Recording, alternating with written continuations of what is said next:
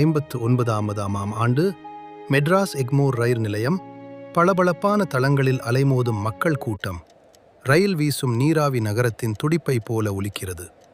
வெள்ளை சட்டை மனிதர்கள், தலையில் பெட்டி சுமந்து சென்ற பெண்கள். ஒவ்வொரு சிரிப்பும், ஒவ்வொரு குரலும் மெட்ராஸ் நகரத்தின் நினைவுகளை சொல்லுகிறது.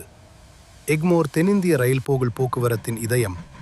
இங்கிருந்து தொடங்கியது பல குடும்பங்களின் பயணம், மாணவர்களின் கனவுகள், தாய்மார்களின் பிரார்த்தனைகள். எல்லாம் இங்கிருந்து துவங்கியது.